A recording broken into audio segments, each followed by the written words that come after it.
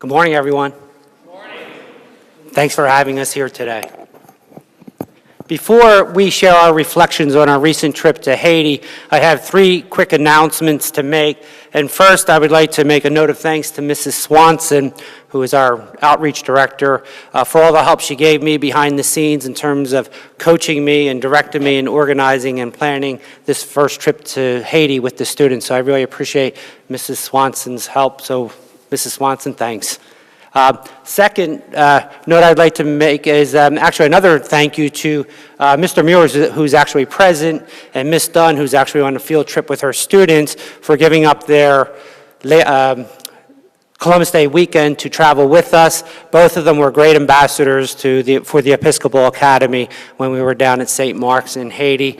And third, I'd just like to point out our Thanksgiving Day chapel. We will actually welcome Père Jeannot, who is the priest in charge of St. Mark's, and he also runs 17 other churches and schools.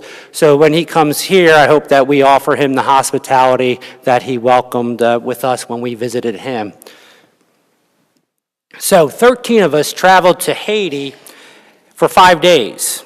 We were in the company of others. Before we arrived, they were strangers to us, and we were strangers to them.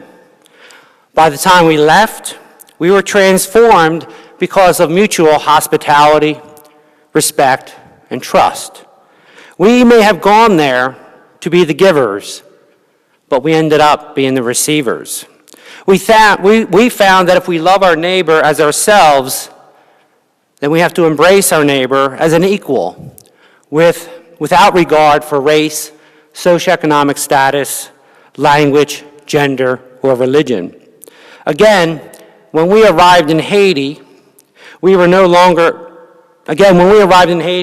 strangers to the other. However, by the time we were packing our bags, we were no longer strangers, but neighbors. Neighbors who were able to look beyond the differences of rich and poor or black and white in order to honor the image of God that existed in each one of us. Now we need to pull our resources together so our collaboration with St. Mark's can materialize eventually into a new school building, a water purification system, a feeding program, salaries for teachers, textbooks, and other needs. At this time, you will hear short reflections from the students who made the first of many trips to St. Mark's that EA will embark on. Perhaps some of you will go on our next trip. I'd like to call the students forward.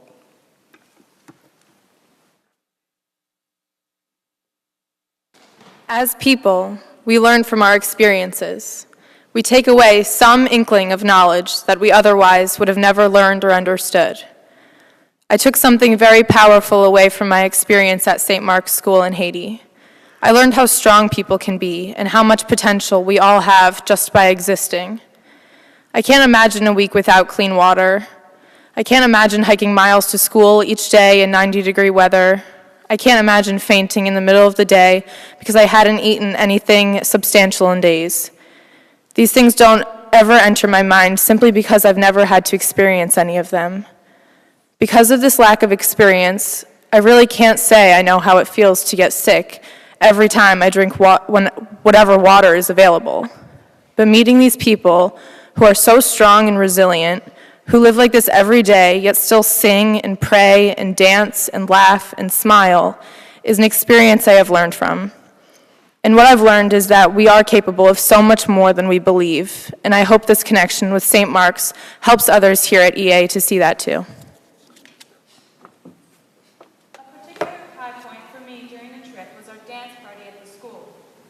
We take these things for granted at home, but the effort that went into this hour-long gathering was astounding. At the school, there is normally no electricity, but just for our visit, a generator was produced, looking and sounding very similar to a lawnmower engine. The generator powered a string of light bulbs in and around the church and the enormous speaker, which was carried up the mountain on someone's head. The children's excitement was obvious, and I wasn't sure what to expect. Once the sun went down, the music turned on, and we danced with all of the children inside the church house. We couldn't tell what of any of the song lyrics were about, but dancing is still dancing everywhere. Although my trip to Haiti was a life-changing experience, it had its share of hard times as well, and I'm not only talking about the treacherous hike up the mountain.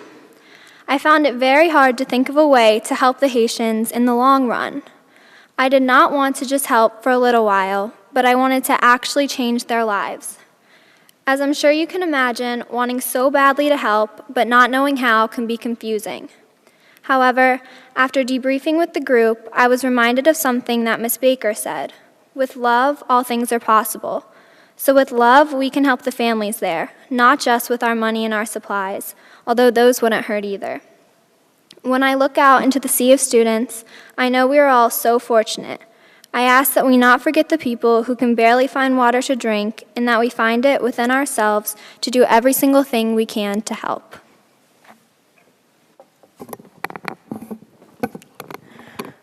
Okay. If I could, I would talk about this trip for 100 hours, or do it 100 times over again. It was that amazing. I fell so much in love with Haiti and the people there that by the time the trip was coming to a close, I couldn't imagine leaving. I still think it was too short. So when I got into my car after arriving back in Philly, I had to promise myself I would not forget. I had to promise myself that I would not forget the most important thing I could probably take back from Haiti, and this was love. Our purpose of going on this trip was to share the image of God with our new sister school, and to my recollection, God is love. So we had to show them love in that they were now a part of our Episcopal community. But by the time the trip was over, I probably ended up receiving more love than I'd showed.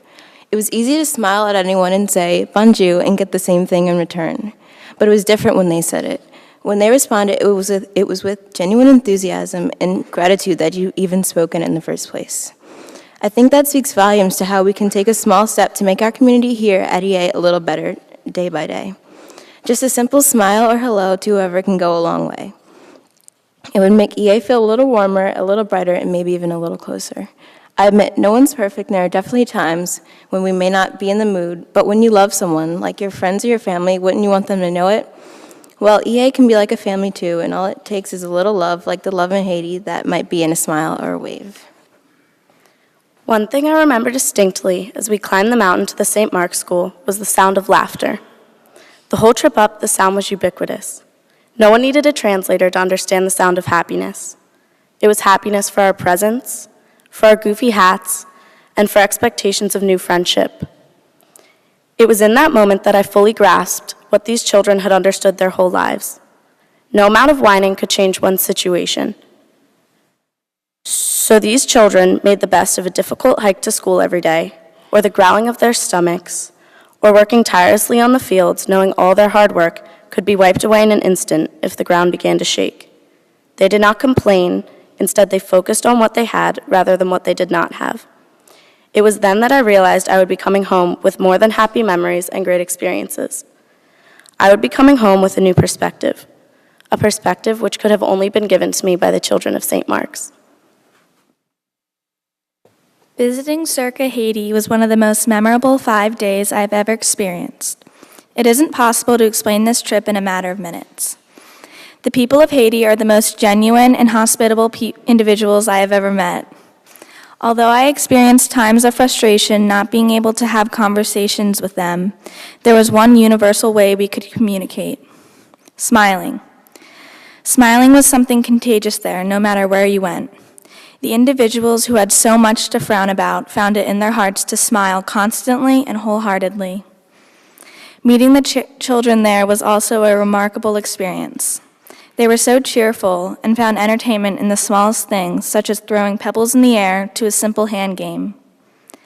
Technology was so foreign to them, the sight of a camera caught them staring.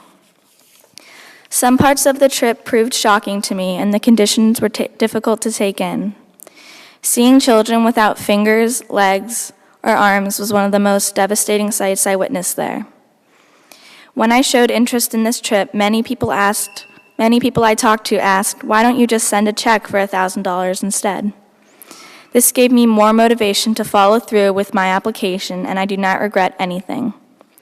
When talking to Pierre Jeannot, he said the people of Haiti do not just want a check, they want to see the people of Episcopal eye to eye. The community of Circa has a strong sense of unity that immediately made me feel welcomed and accepted, and I am so glad I had the opportunity to take part in this trip. I hope to see Episcopal's partnership with St. Mark's continue for the years to come. Coming back from Haiti was a huge challenge. I had no idea how I was going to explain what I had experienced and was distraught over why it was that I was coming home to a house with clean water and a room with a bed to sleep in, but they were going to sleep that night on the ground and wake up the next morning, continuing living every day the way they do. Mr. Gavin offered an explanation to this, that God has made us different in order to help us realize our need for one another, but just as much as our Haitian neighbors need us, we also need them. This speaks volumes because the people of Haiti are so incredibly strong. They don't want or seek pity, but rather the foundations and resources from others to expand and grow the way they want to. They have the determination, the hope, and most visibly, the faith in God to do it. The partnership that we made with our once strangers, now neighbors, will continue on while we hopefully improve their lives with our ideas to support and fundraise for them. But as much as we hopefully had an impact on them, they had an even greater impact on me. They showed me through their lives of poverty, death, and disease, to make the best with what you have and to not sweat the small things. And most importantly, even though they have nothing, they live with so much joy and possess hope. From this, I learned how to appreciate all that I have and to never take it for granted.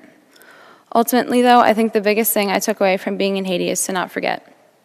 To not forget the streets, the markets, the trash, the faces, the people, and their stories, and to not forget the duties I now have as an ambassador for St. Mark's. And what I hope is that the people of Haiti were able to take something away from us being there, that someone somewhere cares about them, is rooting for them, and want to help them have a better life.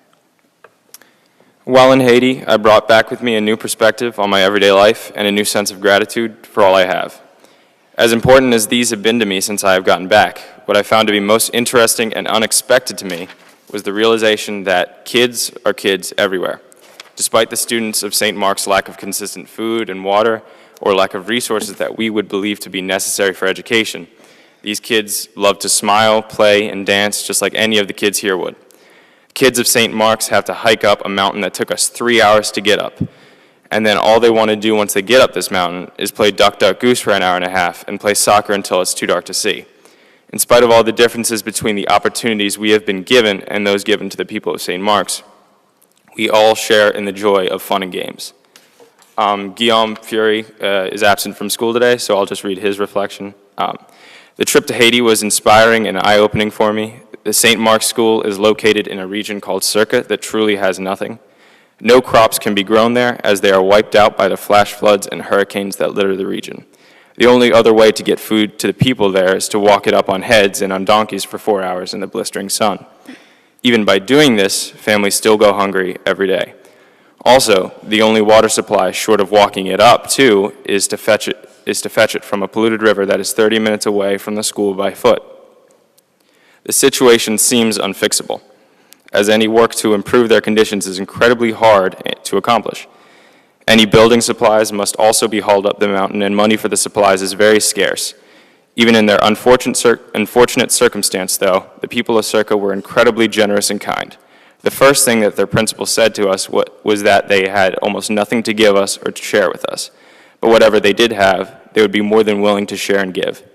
This proved to be true, as during the meals they provided us with food before anyone else to make sure that we got something to eat. This was an experience that really touched me because these people that had almost nothing were willing to spare food and water for people they had just met. We just went there this time to build a relationship to be able to help them. But they ended up helping me more. Their generosity, kindness, and love were things that I will never be able to forget, and I am immensely grateful that I was given the opportunity to go on this trip and be a part of these people's lives. When I think back to my trip to Haiti and my overall experience, I am overwhelmed with joy. But while the experience was amazing, it was also very difficult. Throughout the trip, it was hard for me not to ask myself, why me? Why was I born in America, in a family that could provide me with whatever I needed, while our Haitian neighbors barely had enough to survive? It brought to mind the idea of why do bad things happen to good people? It was obvious to me in the 24 hours I was in Circa that the men, women, and children there are good people. In fact, they are all probably much better people than I am. After thinking about this, I felt guilty because I did nothing to deserve what I have. I was just given it for absolutely no reason. I try to keep the detailed memories of this trip in the back of my mind to remind me that the type of life I live is not because I did something to deserve it. It is simply because I was blessed with it. However, I learned that our Haitian neighbors are blessed also. They are blessed with generosity and joy.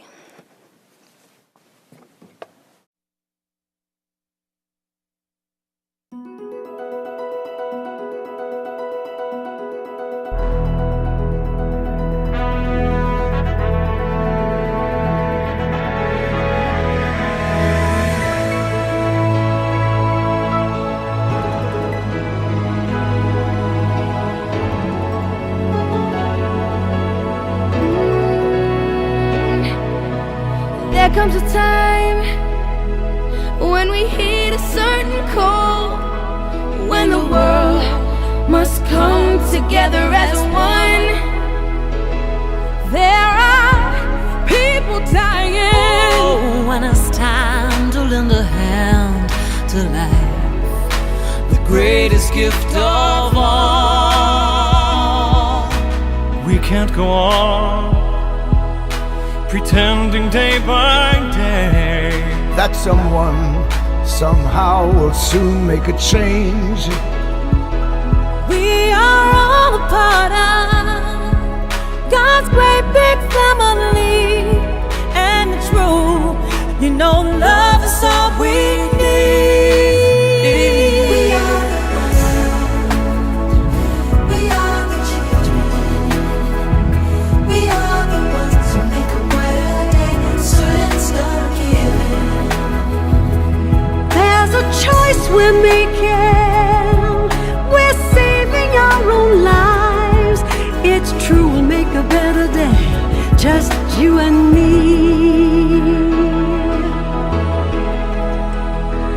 Well, send them your heart, oh, so they know that someone cares. so their cries for help will not be in vain. We can't let them suffer. No, we cannot turn away. Right now